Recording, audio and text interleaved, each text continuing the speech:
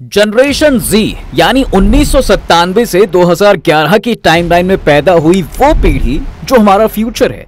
मगर अफसोस दुनिया के इस फ्यूचर से अब ना उम्मीदी बढ़ती जा रही है। Is Gen Z really different than every other generation? आज 75% बिजनेस लीडर्स और कॉर्पोरेट मैनेजर्स मानते हैं कि बाकी पीढ़ी के मुकाबले जेन जी के साथ काम करना बेहद मुश्किल है। Lack of motivation, they're easily distracted, easily offended, and dishonest. That more and more Gen Zers are deliberately choosing not to work. A new generation claiming the crown is the most hated generation in the office. आलम यह है साहब कि experts इसे बर्बाद पीढ़ी का tag दे रहे हैं। कुछ मानते हैं कि ये एक होपलेस जनरेशन है जो अपनी तबाही की राह पर खड़ी है और इसलिए इसे जनरेशन जी के नाम से नहीं बल्कि जनरेशन जीरो के नाम से बुलाना चाहिए। लेकिन सवाल ये उठता है कि आखिर ऐसा सोचा क्यों जा रहा है? जो जनरेशन अपने बचपन से ही कंप्यूटर, लैपटॉप और कई तरह के गैजेट्स चलाना सीखती आई है और फास्ट लर्नर है, आखिर उसे लेकर इतना बवाल क्यों है? और क्या सच में ये जेन ज़ी ह्यूमन फ्यूचर के लिए श्राप है? देखिए, आपने आसपास यंगस्टर्स को अक्सर रील्स बनाते, सोशल मीडिया में टाइम स्पेंड और पूरा दिन कंटेंट कंज्यूम करते तो देखा होगा। बस यही age group the so called Gen Z है। 15 से 25 साल की ये यूथ जनरेशन साल 1997 से 2012 की टाइमलाइन में पैदा हुई और आज ये भारत की 27% यूथ पॉपुलेशन को रिप्रेजेंट करती है। लेकिन प्रॉब्लम ये है कि इस जनरेशन के पर्सनल प्रोफेशनल लाइफस्टाइल पहले सभी पीढ़ी से हर लेवल पर अलग है। इतना अलग कि कई पेरेंट्स और एक्सपर्ट्स को ये कहना पड़ रहा है कि जेन ज़ी का भविष्य काफी डार्क है। इस जनरेशन के वर्थ एथिक्स, पर्सनल रिलेशनशिप और अनहेल्दी लाइफस्टाइल इतने कंफ्यूज्ड और खराब हैं कि इनका भविष्य अंधकार में दिखाई दे रहा है। प्यू रिसर्च के अनुसार 70% जेन ज़ी आज डिप्रेशन, एंग्जाइटी का शिकार है। Gen Zers difficult or determined? A new study says they're difficult, hard to work with, and I thought this was weird. They even need help with their technology skills of all things. खुद corporate world's के कई business leaders डंके की चोट पर ये बात करते हैं कि highly interactive social media world में पैदा होने के बाद भी जेन ज़ी न केवल कम्युनिकेशन स्किल्स में लैक करते हैं बल्कि इनके अंदर वर्क एथिक्स ना के बराबर हैं। छोटी सी बात पर ये जल्दी ऑफेंड हो जाते हैं और अपने काम को लेकर इतना डिसऑनेस्ट हैं कि जल्द ही क्विट कर देते हैं। इंस्टेंट रिजल्ट ना मिलने पर जॉब छोड़ने में भी इन्हें कोई प्रॉब्लम नहीं है, जबकि इनके मुकाबले पिछली पीढ़ी के साथ काम करना ज्यादा बेटर है क्योंकि वो strong work ethic, better productivity और डेडिकेशन के साथ काम करने में विश्वास करती है। कई रिपोर्ट्स तो ये भी कहती हैं कि जेन ज़ी अपने अनस्टेबल करियर से नाखुश होने के बाद भी जॉब करने में इंटरेस्टेड नहीं है। इन्हें अपनी लाइफ मीनिंगलेस लगती है और ये डिप्रेशन, एंग्जाइटी जैसी दिक्कतों में फंसकर रियलिटी में इतना डिस्कनेक्टेड हो चुके हैं कि इनकी मेंटल हेल्थ स्टेक पर है। लेकिन सोचने वाली बात है कि 25 साल का यूथ ऐसा भी क्या हो गया है कि इस सिचुएशन में पहुंच गए हैं। एसी रूम में बैठने वाली और कंफर्टेबल लाइफस्टाइल जीने वाली ये पीढ़ी आखिर बाकी पीढ़ियों से पीछे कैसे छूटती जा रही है? देखिए, जेन ज़ी की इन प्रॉब्लम्स की शुरुआत उनके हाईटेक वर्ल्ड और कंफर्टेबल लाइफस्टाइल के चलते ही पैदा हुई है, क्योंकि इससे पहले आई सभी जनरेशंस ने अपने अपने समय में किसी न किसी बड़े इवेंट्स या मुश्किल दौर को देखा है और कहीं ना कहीं देश को तरक्की की राह पर ले जाने के लिए बड़ा कंट्रीब्यूशन किया है।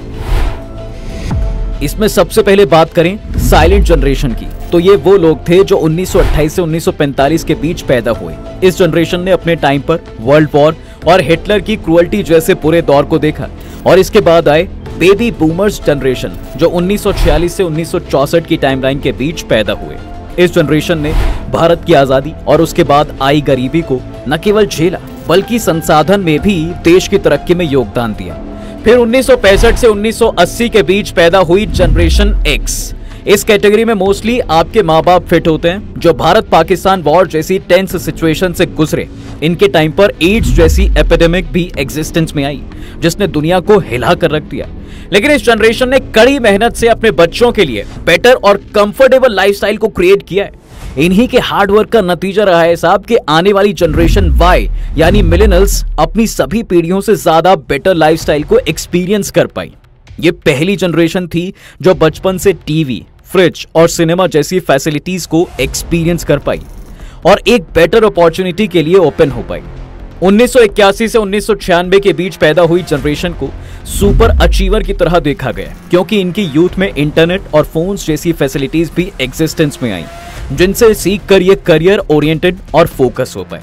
लेकिन फिर आई जेन ज़ी, जिन्होंने होश संभालते ही एक टेक सैवी और ओवर इंफॉर्मेटिव वर्ल्ड को अपने सामने पाया। जहां पहले की जनरेशन को अपने यूथ में बिजली पानी जैसी बेसिक फैसिलिटीज के लिए भी स्ट्रगल करना पड़ता था, वहीं जेन ज़ी उस दौर में पैदा हुई जब दुनिया में टेक रिवॉल्यूशन चल रहा था। ऑरकुट, फेसबुक, ट्विटर, इंस्टाग्राम और यूट्यूब जैसे प्लेटफॉर्म एग्जिस्टेंस में आ रहे थे और गैजेट्स का क्रेज बढ़ रहा था। अब लोगों की जरूरत बिजली पानी से हटकर इंटरनेट, फोन कॉल्स और सोशल मीडिया एग्जिस्टेंस की तरफ स्विच हो रही थी। ऐसे में जेन ज़ी ने जब होश संभाला तो उनके सामने एक ऐसा डिजिटल वर्ल्ड था जिनका एक्सपोजर उन्हें रियल वर्ल्ड से पहले मिला। मतलब जिस जनरेशन ने अभी केवल अपने स्कूल से घर तक का रास्ता नापा था, वो फेसबुक पर दुनिया भर के लोगों से कनेक्ट हो रहा था। जाहिर था कि ओवर कंफर्ट में पैदा हुई इस जनरेशन के सामने सवाल सर्वाइवल का नहीं, बल्कि एक डिजिटल प्रेजेंस बनाने का था। और इसी राह पर चलते हुए 10 से 12 साल की उम्र के छोटे बच्चों ने रियल फ्रेंड्स बनाने से पहले अपने डिजिटल फ्रेंड्स को चूज किया। जिस उम्र में उन्हें आउटडोर जाकर क्रिकेट और फुटबॉल खेलना था, तब वो taken 3, GTA vice city, cricket 2007 games खेलकर खुद को घरों में रेस्ट्रिक्ट कर रहे थे। और इसी का नतीजा ये रहा कि छोटी सी उम्र में कंप्यूटर, लैपटॉप और फोन से ऑब्सेस्ड होने वाले ये बच्चे रियल वर्ल्ड से डिस्कनेक्टेड होते गए। सोशल मीडिया के ग्लैमरस वर्ल्ड में भले ही ये पॉपुलर हो गए हों, बट रियल लाइफ में ये अपने फैमिली से भी जुड़ने में फेल रहे हैं। आज जेन ज़ी की रियल प्रॉब्लम ये है कि जनरेशन एक डिजिटल कंपटीशन में दौड़ रही है, जहां रियल फ्रेंड्स बनाने के बजाय उन्हें अपनी फेसबुक फ्रेंड लिस्ट और फॉलोअर्स बढ़ाने में ज्यादा इंटरेस्ट है। सोशल मीडिया में उनका रिलेशनशिप स्टेटस भले ही परफेक्ट हो और अपने इंस्टाग्राम पोस्ट में वो एक हैप्पी फैमिली दिख रहे हों, लेकिन रियलिटी में कॉम्प्लिकेटेड रिलेशनशिप्स और डूबते करियर का बोझ उन्हें मेंटली तोड़ रहा है। ये हैंगआउट भी उन लोगों के साथ करने की चाहत रखते हैं जिनके पास या तो उनसे ज्यादा फॉलोअर्स हैं या जिनके साथ वो इंस्टाग्राम स्टोरीज में कूल लग सकते हैं। इसके अलावा क्लबिंग, शॉपिंग, स्पोर्ट्स जैसी एक्टिविटीज जहां पहले यूथ को सोशलाइज करती थी और जिनके लिए उन्हें घर से बाहर जाना पड़ता था, वहीं आज ये सभी एक्टिविटीज भी फोन्स पर हो रही हैं। बस एक क्लिक से यूथ आजकल फूड से लेकर क्लोथिंग सब कुछ अपने डोर पर डिलीवर करवा रही है। जैसे जोमैटो, स्विगी ऐप से बस एक ही क्लिक में फूड ऑर्डर होता है, वैसे ही एक क्लिक में यूथ अपने रिलेशनशिप स्टेटस को भी बना और बिगाड़ रही है। इससे प्रॉब्लम दरअसल ये हो रही है कि हजारों की फ्रेंड लिस्ट और सोशल मीडिया में लाखों लोगों का सपोर्ट होने के बाद भी वो रियलिटी में बिल्कुल अकेले हैं और 15 से 25 साल की उम्र में ही डिप्रेशन, एंग्जाइटी का शिकार हो रहे हैं। जहां किसी भी पीढ़ी में जनरेशनल गैप आने में 20 से 30 साल का वक्त लगता है, वहीं इस जनरेशन में 5 साल पैदा हुए बच्चों में भी इतना हाई जनरेशन गैप है कि इनकी एस्पिरेशंस, मेंटालिटी और बिहेवियर में जमीन आसमान का फर्क है। खुद 70% से भी ज्यादा जेन ज़ी ये मानते हैं कि उनकी मेंटल हेल्थ वर्स है। उन्हें सब कुछ मीनिंगलेस लगता है और उनके पास लाइफ में कोई गोल नहीं है। इसके अलावा जेन ज़ी का सबसे बड़ा डर ये भी है कि वो फ्यूचर में कभी भी घर खरीदना अफोर्ड नहीं कर पाएंगे, जबकि मिलेनियल्स और जेन एक्स का मानना है कि इंस्टाग्राम रील्स, टिकटॉक और ऑनलाइन कंटेंट में एंगेज रहने के अलावा भी उनकी एक लाइफ है और उनके पास अचीव करने के लिए बहुत कुछ है। जाहिर है कि जेन ज़ी का इस हद तक अपनी लाइफ में पर्पसलेस फील करने के कई कारण होंगे, जिसमें सबसे बड़ा कारण गूगल और इंटरनेट ही है। आज हमें गूगल पर किसी भी सवाल का जवाब सेकंड्स में मिल जाता है और एक ही प्रॉब्लम के कई सॉल्यूशंस भी मिल जाते हैं। ऐसे में इतनी सारी इंफॉर्मेशन को एक ही समय में कंज्यूम करने से यूथ में कंफ्यूजन हो रही है। इससे उनकी डिसीजन मेकिंग पावर इफेक्ट हो रही है और वो डायरेक्शन लेस फील कर रहे हैं। ये हाइपर कनेक्टेड डिजिटल वर्ल्ड ही उन्हें प्रॉब्लम्स के लूप में फंसाता जा रहा है।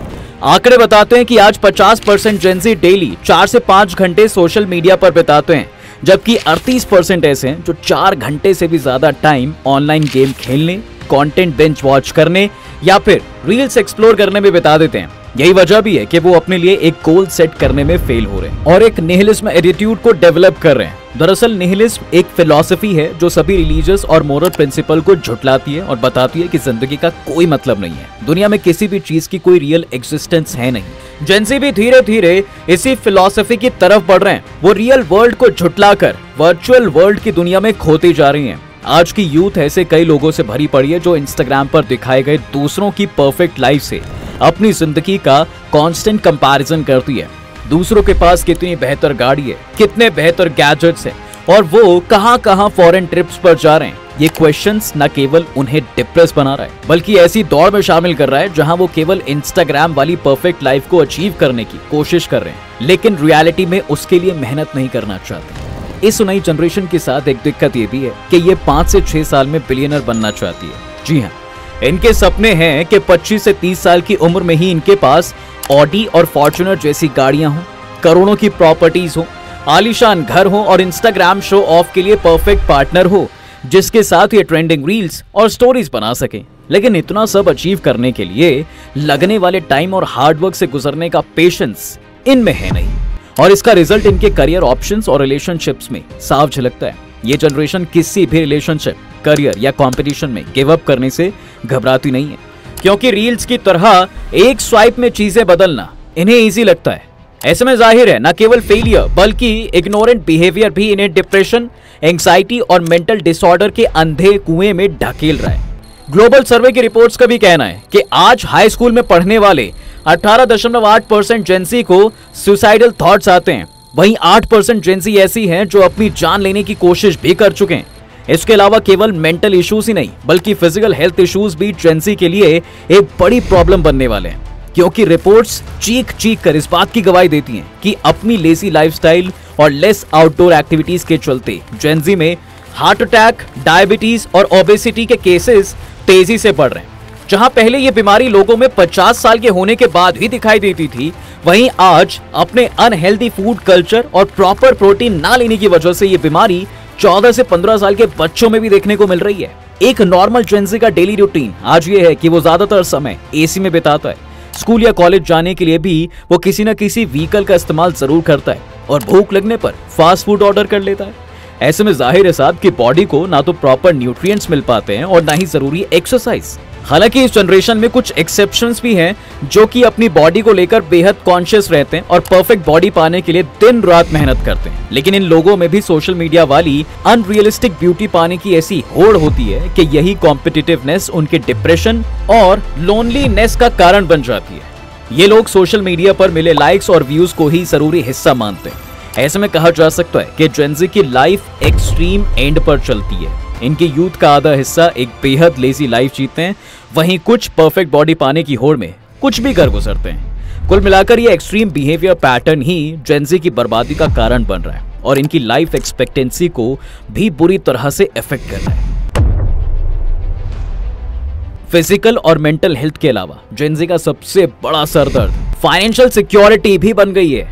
ये सच है वैसे कि आज मॉडर्नाइजेशन और टेक्नोलॉजीज के बीच करियर अपॉर्चुनिटीज में इजाफा हुआ है, लेकिन उतनी ही तेजी से पॉपुलेशन भी बढ़ी है और ऊपर से 2020 में आए पैंडेमिक ने जेंजी के लिए करियर प्रोस्पेक्ट को बदल कर रख दिया है, क्योंकि ग्लोबली मार्केट में जॉब अपॉर्चुनिटीज पहले ही कम हो गई हैं, जिससे अनएम्प्लॉयमेंट रेट तेजी से बढ़ा है। ऐसे में उन्हें एक बेहतर जॉब पाने के लिए पहले ही कई मुश्किलों का सामना करना पड़ रहा है। रिपोर्ट्स खुद इस बात को साफ करती हैं कि जेंजी में अपनी पहली पीढ़ियों के मुकाबले अनएम्प्लॉयमेंट रेट काफी ज्यादा है और फ्यूचर में भी ये केवल तेजी से बढ़ने वाला है। आज कई जेंजीज ग्रेजुएट होने के बाद भी खाली बैठे हैं और जिनके पास नौकरी है भी, उनके लिए वो सिक्योर रख पाना बहुत मुश्किल है, क्योंकि आर्टिफिशियल इंटेलिजेंस की एडवांसमेंट से अब जेंजी की टेक स्किल्स काफी फीकी पड़ रही हैं और आने वाले सालों में उनके लिए अपनी वही जॉब बरकरार रख पाना बहुत मुश्किल हो सकता है। ऊपर से आज के दौर में एक्सपेंसिव लाइफस्टाइल को मेंटेन करने के लिए वो कर्ज ले रहे हैं और डेट ट्रैप में फंसते जा रहे हैं। कई रिपोर्ट्स इस बात का खुलासा करती हैं साहब कि जेंजी में बढ़ता क्रेडिट कार्ड डेट पिछली सभी पीढ़ियों में सबसे ज्यादा है। न केवल उनकी सेविंग 0% है बल्कि उनका एक्सपेंडिचर उनकी सैलरी से भी बहुत ज्यादा है। एक वक्त था जब एक आम सरकारी नौकरी और एक साधारण तनख्वाह से लोगों का घर चल जाता था, लेकिन आज ये कॉन्सेप्ट खत्म हो गया और खुद जेंजी इस बात को एक्सेप्ट करते हैं कि उन्हें अपना फ्यूचर फाइनेंशियली सिक्योर नहीं लगता है और जॉब मार्केट में बने रहने के लिए ना तो उनके पास जरूरी स्किल्स हैं और ना ही एक मोटा बैंक बैलेंस। वो खुद नहीं जानते कि वो किस फील्ड में अपने आप को सक्सेसफुल बना सकते हैं और कौन सी अपस्किल्स उन्हें लॉन्गर रन में बेनिफिट दे सकती हैं। आलम यह है कि जेंजी मानते हैं कि वो फ्यूचर में ना तो कभी अपने लिए घर खरीद पाएंगे और ना ही एक फैमिली स्टार्ट कर पाएंगे। अब आखिर में सवाल आता है कि इसका सॉल्यूशन क्या है? जेंजी की मेंटल हेल्थ को कैसे बेटर बनाया जा सकता है और आखिर कैसे फेल हुई इस जनरेशन को एक सक्सेसफुल फ्यूचर की तरफ लीड किया जा सकता है? इसका सॉल्यूशन सिंपल सा है, आज जेंजी को जरूरत है कि वो न केवल अपने लाइफस्टाइल और हैबिट्स को बदले, बल्कि लेजीनेस को भी छोड़कर एक बार फिर से अपनी स्किल्स को अपग्रेड करने की तरफ ध्यान दें। सोशल मीडिया के हाईली कनेक्टेड वर्ल्ड से निकलकर वो अपना टाइम किसी बेहतर स्किल को सीखने में लगाएं।